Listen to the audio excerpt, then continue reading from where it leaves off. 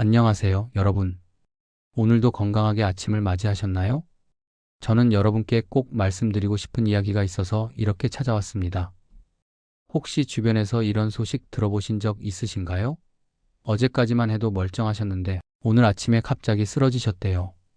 이런 말 들으면 정말 가슴이 철렁 내려앉죠. 제 지인 중에도 그런 분이 계셨습니다. 70대 초반이셨는데 평소에 운동도 하시고 건강에 신경 쓰시던 분이었어요. 그런데 어느 날 아침 화장실 가시다가 그만 쓰러지셨습니다. 다행히 가족분이 빨리 발견해서 생명은 건지셨지만 한동안 병원 생활을 하셔야 했죠. 사실 뇌경색, 뇌졸중 같은 혈관 질환은 하루 중에서도 특히 아침 시간대에 가장 많이 발생합니다. 통계를 보면 오전 6시에서 10시 사이에 심혈관 질환 발생률이 하루 중 가장 높다고 합니다. 왜 하필 아침일까요? 그건 우리 몸이 밤새 겪는 변화 때문입니다. 밤새 자는 동안 우리 몸에서는 땀과 호흡을 통해 수분이 계속 빠져나갑니다. 종이컵으로 23잔 정도 되는 양이죠. 생각보다 많죠? 우리가 자는 동안에도 우리 몸은 쉬지 않고 일을 하고 있습니다. 체온을 유지하고 세포를 재생하고 노폐물을 처리하면서 말이죠. 그러면 우리 혈액이 어떻게 될까요? 마치 케첩처럼 끈적끈적해집니다. 여름에 케첩통을 한동안 안 쓰다가 꺼내면 잘 안 나오잖아요? 우리 혈액도 비슷합니다. 여러분, 싱크대 배수구 생각해 보세요. 기름기 많은 물을 계속 흘려보내면 배수구가 막히잖아요? 우리 혈관도 마찬가지입니다. 끈적해진 혈액이 좁은 혈관을 지나가려다 보면 막히거나 심하면 터질 수도 있습니다. 특히 뇌혈관이나 심장혈관처럼 가늘고 중요한 혈관에서 이런 일이 생기면 정말 위험합니다. 하지만 걱정하지 마세요. 오늘 제가 알려드릴 3가지 아침 습관만 실천하신다면 이런 위험을 크게 줄일 수 있습니다. 약 먹는 것보다, 병원 가는 것보다 중요한 게 바로 이 아침 시간을 어떻게 보내느냐입니다. 돈 한 푼 들지 않고 누구나 할 수 있는 방법입니다. 특별한 장비나 기구도 필요 없어요. 그저 조금만 신경 쓰면 됩니다. 지금부터 집중해서 들어주세요. 여러분의 생명을 지키는 이야기니까요. 자, 이제 첫 번째 습관을 말씀드리겠습니다. 바로 기상 직후 물 한 잔 마시기입니다. 뭐야, 물 마시는 거? 그런 건 나도 알아. 이렇게 생각하실 수 있어요. 하지만 잠깐만요. 중요한 건 어떤 물을 어떻게 마시느냐입니다. 이걸 모르고 잘못 마시면 오히려 독이 될 수 있어요. 아까 말씀드렸죠? 밤새 우리 몸에서 수분이 빠져나간다고요. 아침에 눈 뜨면 우리 혈액은 이미 끈적끈적한 상태입니다. 이때 물 한 잔을 마시면 어떻게 될까요? 마치 막힌 하수구에 물을 확 부어주는 것처럼 끈적한 혈액이 묽어지면서 다시 잘 흐르기 시작합니다. 혈액순환이 좋아지는 거죠. 그러면 우리 뇌와 심장에 산소와 영양분이 제대로 전달됩니다. 게다가 물은 우리 몸속에 쌓인 노폐물을 밖으로 내보내는 역할도 합니다. 밤새 우리 몸이 열심히 일하면서 생긴 찌꺼기들을 신장을 통해서 소변으로 배출하는 거예요. 그래서 아침 첫물 한 잔은 혈관 청소부라고 불립니다. 실제로 일본의 한 연구팀이 조사한 결과를 보면 아침에 물을 마시는 습관이 있는 사람들이 그렇지 않은 사람들보다 뇌경색 발생률이 약 30% 낮았다고 합니다. 단순히 물 한 잔으로 말이죠. 자, 그럼 여기서 가장 중요한 포인트입니다. 절대 놓치지 마세요. 많은 분들이 아침에 일어나자마자 냉장고에서 시원한 물을 꺼내 드십니다. 특히 여름철에는 더 그렇죠. 아침부터 시원하게 한 잔. 이러시는 분들 많으시죠? 그런데 이게 큰 문제입니다. 찬물이 우리 몸속에 들어가면 어떻게 될까요? 우리 몸은 깜짝 놀랍니다.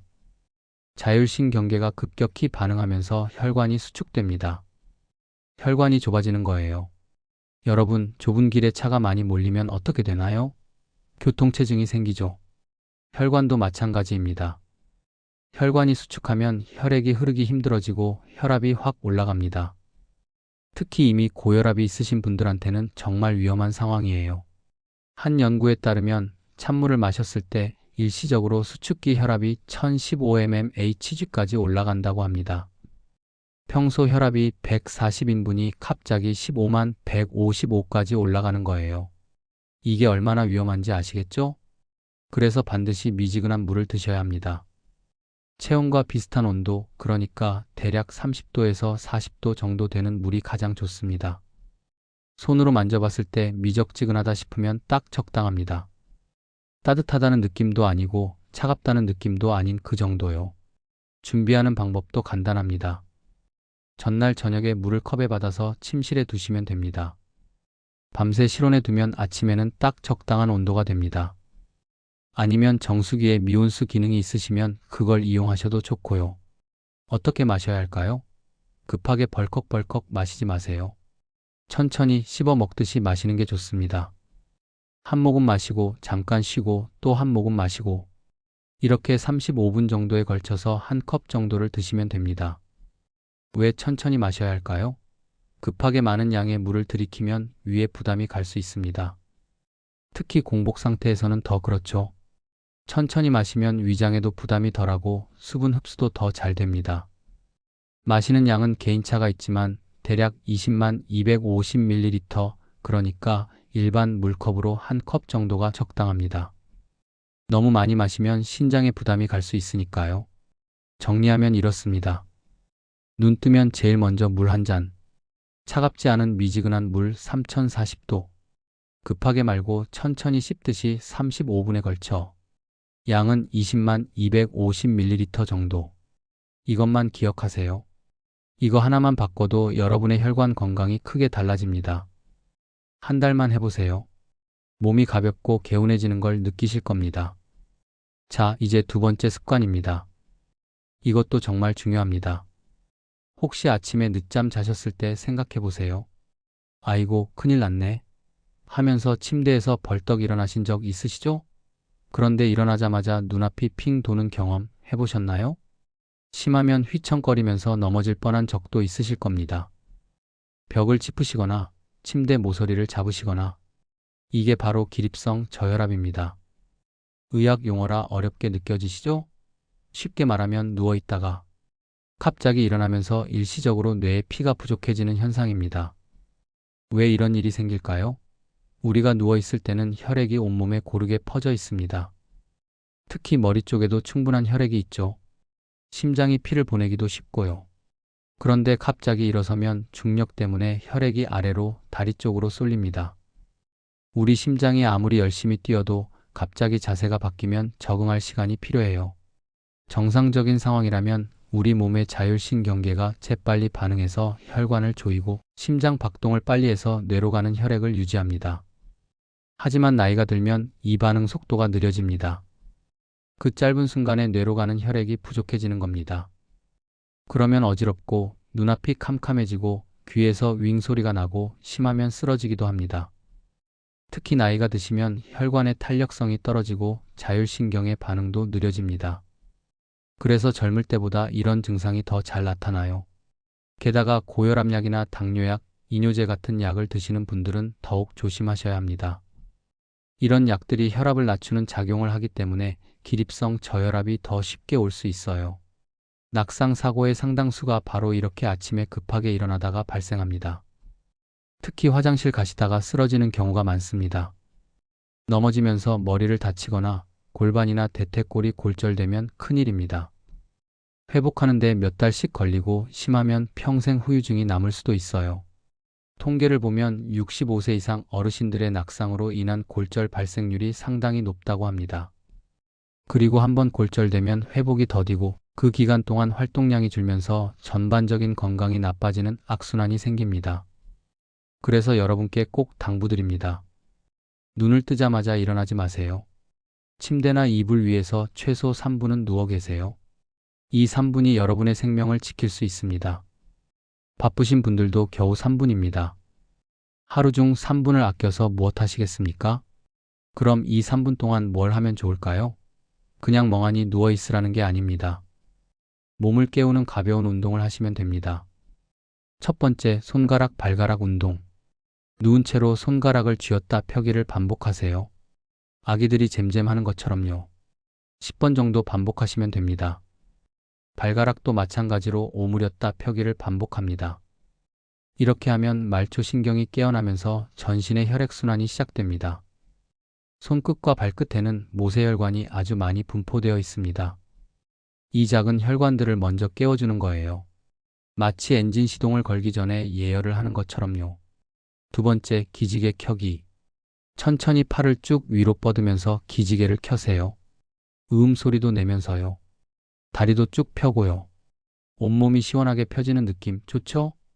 이렇게 하면 밤새 굳어있던 근육과 관절이 풀리면서 혈액순환이 좋아집니다. 특히 허리와 등 쪽 근육이 많이 굳어있는데 기지개를 켜면 이 부분이 풀리면서 척추 주변의 혈액순환도 개선됩니다.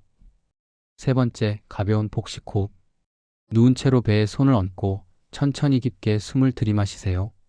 배가 부풀어 오르는 걸 느끼면서요. 그리고 천천히 내쉬세요. 이걸 35번 정도 반복하시면 됩니다. 깊은 호흡은 부교감 신경을 활성화시켜서 몸을 편안하게 만들어줍니다. 동시에 산소가 충분히 공급되면서 뇌가 깨어나는 데 도움이 됩니다. 네 번째, 천천히 일어나기. 3분 정도 이렇게 움직였으면 이제 일어날 준비를 합니다. 그런데 바로 벌떡 일어나시면 안 됩니다. 먼저 옆으로 돌아 누우세요. 왼쪽이든 오른쪽이든 편한 쪽으로요. 왜 옆으로 돌아 누워야 할까요? 바로 앉으면 복부와 허리에 갑자기 힘이 들어가면서 혈압이 변할 수 있습니다. 하지만 옆으로 돌아 누우면 자세 변화가 점진적으로 일어나서 몸이 적응할 시간이 생깁니다. 그 다음 팔로 상체를 천천히 들어 올리면서 침대 끝에 걸터 앉습니다. 이때도 급하게 하지 마시고요. 마치 슬로우 모션처럼 천천히 하세요. 앉은 상태에서 30초에서 1분 정도 숨을 고르세요. 심호흡을 몇 번 하시는 것도 좋습니다. 이 시간 동안 우리 몸의 자율신경계가 자세 변화에 적응을 합니다. 혈관이 조여지고 심장 박동이 조절되면서 뇌로 가는 혈류가 안정됩니다. 괜찮다 싶으면 그때 천천히 일어서세요. 일어서서도 바로 걷지 마시고 침대나 벽을 잡고 10초 정도 서 있다가 움직이세요. 혹시 어지럽거나 불안정하다 싶으면 다시 앉으셨다가 천천히 일어나시면 됩니다. 처음에는 귀찮고 번거롭게 느껴질 수 있습니다. 나는 괜찮아. 평생 이렇게 일어나도 아무 일 없었는걸? 이렇게 생각하실 수도 있어요. 하지만 사고는 항상 괜찮겠지 할 때 일어납니다. 하루 3분입니다. 그 3분이 여러분의 10년, 20년을 지켜줄 수 있습니다. 처음 일주일만 의식적으로 해보세요. 그러면 자연스럽게 습관이 됩니다. 마지막 세 번째 습관입니다. 이것도 정말 중요하니까 끝까지 집중해 주세요. 아침에 일어나면 제일 먼저 어디 가시나요? 화장실이죠. 이게 너무나 당연한 일이라서 우리는 아무 생각 없이 합니다. 그런데 바로 이 화장실에서도 위험이 숨어 있습니다. 특히 겨울철을 생각해 보세요. 이불 속은 따뜻합니다. 우리 몸도 따뜻하고 혈관도 이완되어 있어요. 그런데 화장실 문을 열고 들어가는 순간 차가운 공기가 확 느껴지죠. 특히 아파트 화장실은 외벽 쪽에 있는 경우가 많아서 더 춥습니다. 이때 우리 몸은 체온을 유지하기 위해서 혈관을 급격히 수축시킵니다. 혈관이 좁아지면 혈압이 올라갑니다. 게다가 변을 보면서 힘을 주면 복압이 올라가고 그러면 뇌압까지 올라갑니다. 이 모든 게 한꺼번에 일어나면서 혈압이 급격히 치솟는 겁니다. 이걸 의학 용어로 혈압 스파이크라고 합니다.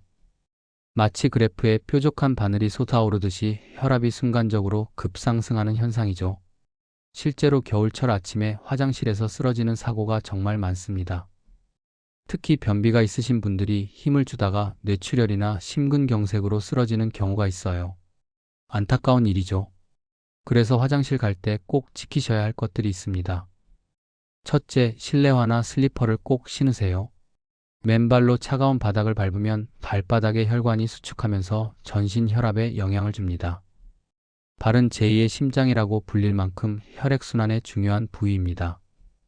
따뜻한 실내화나 덧신을 신는 것만으로도 도움이 됩니다. 가능하면 침실에 실내화를 준비해 두시고 침대에서 내려올 때부터 신으시는 게 좋습니다. 둘째, 화장실 온도를 적정하게 유지하세요.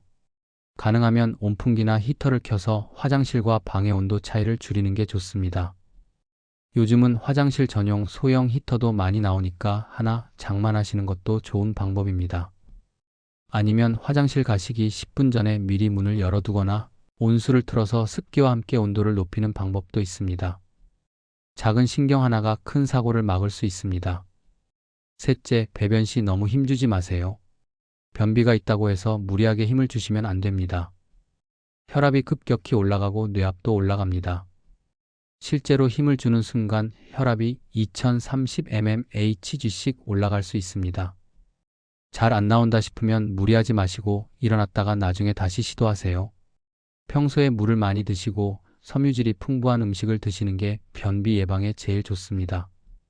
자, 이제 화장실을 다녀오셨으면 아침 식사 시간입니다. 아침은 정말 중요합니다. 여러분도 잘 아시죠? 아침은 황제처럼 먹어라는 말. 그런데 중요한 건 무엇을 먹느냐입니다. 많이 먹는 것보다 제대로 먹는 게 중요해요. 혹시 아침에 빵이나 흰쌀밥, 떡 같은 걸 드시나요? 공복에 이런 음식을 드시면 어떻게 될까요? 혈당이 급격히 올라갑니다. 마치 롤러코스터처럼 확 치솟아요. 왜 그럴까요? 이런 음식들은 단순 탄수화물이라고 해서 소화 흡수가 아주 빠릅니다. 먹자마자 포도당으로 분해되어서 혈액으로 들어갑니다. 그러면 혈당이 급상승하는 거죠. 혈당이 급격히 올라가면 우리 몸에서는 인슐린이 과다하게 분비됩니다.